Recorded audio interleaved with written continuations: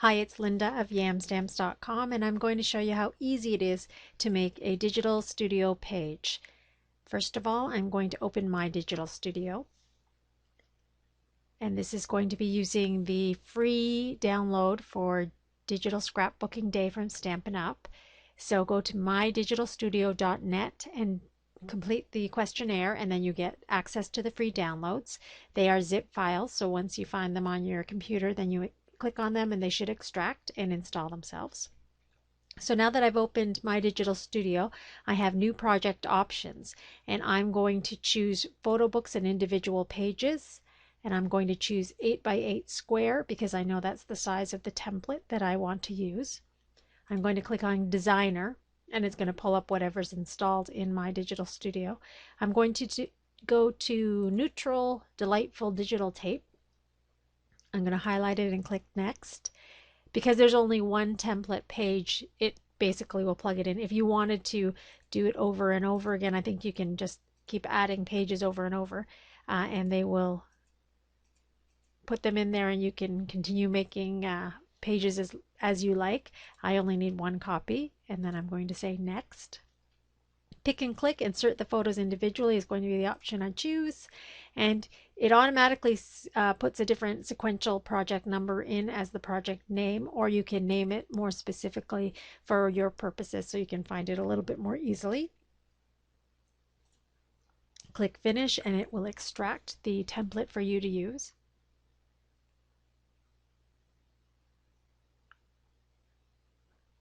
And there's the template in the background. I'm just going to wait for the message to disappear.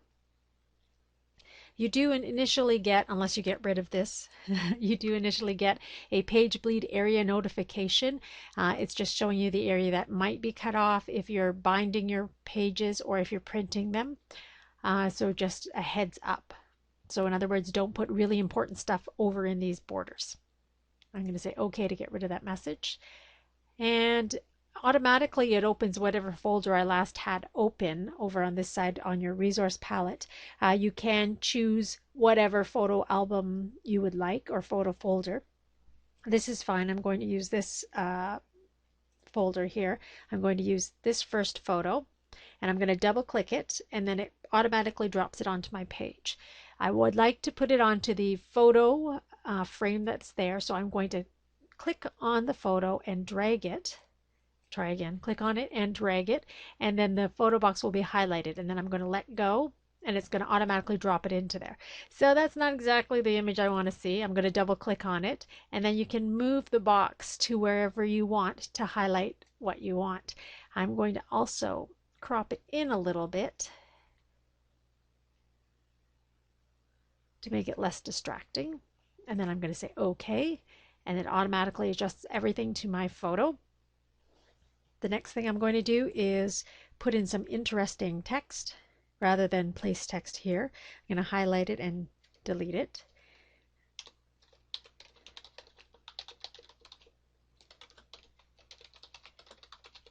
This just happens to be from my marathon.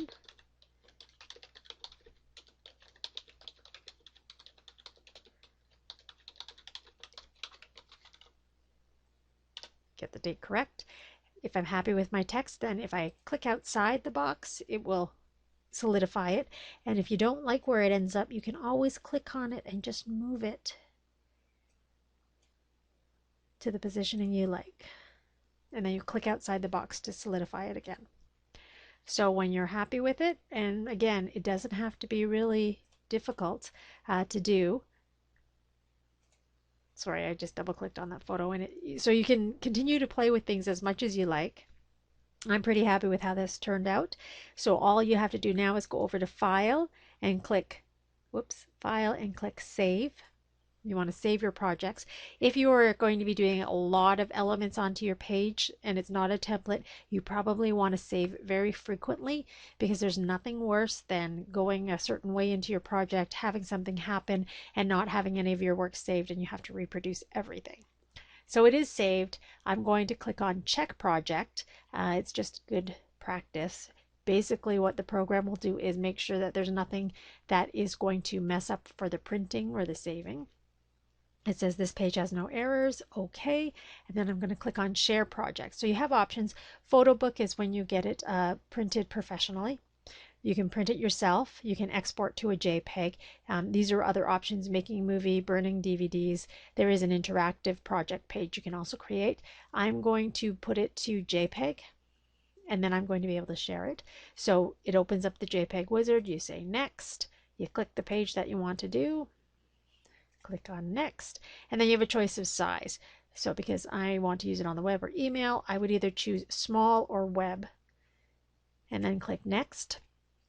80 to 100% is the image quality they recommend. I'm just going to leave it at 80, which is the default. Next. Save it where you want, and then say finish.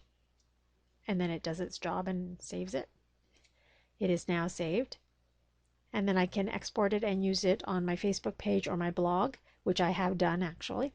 So that's it. I am done. Hope you found this interesting. It is really easy to use My Digital Studio, and the templates make it even faster and easier. If you have any questions, you can always give me a shout, linda@yamstamps.com, or check the blog www.yamstamps.com. Hope you enjoyed it.